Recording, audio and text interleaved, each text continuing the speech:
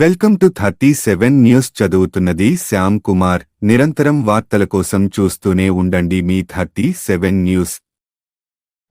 విశాఖలో మాజీ MLA YCP నేత తెనాలి విజయ్ కుమార్ ఇంట్లో దోపిడీ కేసు తీవ్ర కలకలం సృష్టిస్తుంది.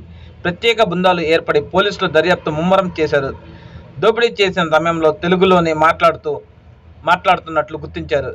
సీసీ ఫుటేజ్ ఆధారంగా ప్రత్యేక బృందాలుగా నిందితుడి కోసం గాలిస్తున్నారు. విశాఖలో దొంగలు రెచ్చిపోతున్నారు. శివాలయాల్లో వరుస ఘటనలపై పోలీసులు దర్యాప్తు చేస్తుండగానే సిటీ నడిబొడ్డున మాజీ ఎమ్మెల్యే ఇంట్లో దోపిడీ చేశాడు దుండగుడు. వైసీపీ నాయకుడు తెనాలి విజయ్ కుమార్ ఇంట్లోకి వెళ్లి అతని భార్యను బెదిరించి భయపెట్టి బంగారాన్ని ఎత్తుకెళ్లాడు. టూ టౌన్ పోలీస్ స్టేషన్ కూతవేటు దూరంలోనే ఈ ఘటన జరగడం కలకలం సృష్టిస్తుంది. డాబా గార్డెన్ లలిత కాలనీలో మాజీ ఎమ్మెల్యే వైసీపీ నాయకుడు తెనాలి విజయ్ కుమార్ నివసిస్తున్న ఆయన ఎన్నికల ప్రచారంలో భాగంగా ఎస్ కోటలో ఉన్నారు. ఇంట్లో అతని భార్య లక్ష్మీరాజ్యం ఒంటరిగా ఉన్నారు. సుమారు సాయంత్రం 7:30 నుంచి 7:52 మధ్య లక్ష్మీరాజ్యం వంటగదిలో ఉన్నారు. ఈ సమయంలో ఒక అగంతకుడు వెనుక నుంచి ఇంట్లోకి చొరబడ్డాడు. ఆమెపై స్ప్రే చల్లి కత్తి పెట్టి బెదిరించి మెడలో ఉన్న పుస్టల్ తాడును లాక్కెళ్ళిపోయాడు. ఆ తర్వాత ఇంట్లో ఉన్న కబోర్డ్ ఓపెన్ చేయమని ఆమెను బాత్రూంలో పెట్టి బంధించాడు. అరిస్తే చంపేస్తానని బెదిరించాడు. ఆ తర్వాత బెడ్రూమ్లోనే ఉన్న లాకర్లో బంగారాన్ని మూట కట్టుకొని వెళ్ళిపోయాడు. ఘటన జరిగిన సమయంలో తెనాలి విజయ్ కుమార్ ఇంట్లో భార్య లక్ష్మీరాజ్యం ఒక్కరే ఉన్నారు. పెంపుడు కుక్క కూడా ఇటీవలే మరణించింది. దీంతో అదను చూసిన దొంగ ఇంటి వెనుక వైపు నుంచి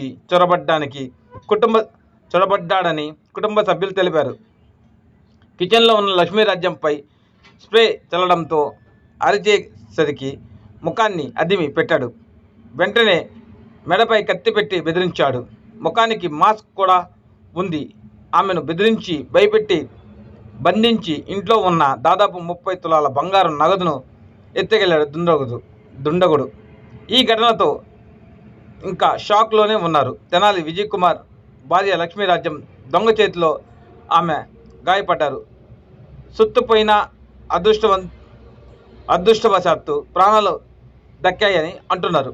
తెనాలి విజయ్ కుమార్ ఇంటి వాటిలా దర్జాగా వచ్చి సుత్తు దోచుకొని వెళ్ళిపోయాడని అంటున్నారు.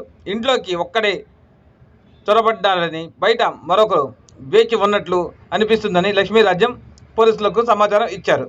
ఈ విషయం తెలుసుకున్న వైసీపీ తెనాలి అభిమానులు ఆయన ఇంటికి చేరుకుని పరామర్శించారు. ఈ ఘటనకు సంబంధించి కేసు నమోదు చేసుకున్న పోలీసులు దర్యాప్తు చేస్తున్నారు. క్రైమ్ డీసీపీ వెంకటరత్నం పర్యవేక్షణ ఉన్నారు. ప్రత్యేక బృందాలుగా నిందితుడి కోసం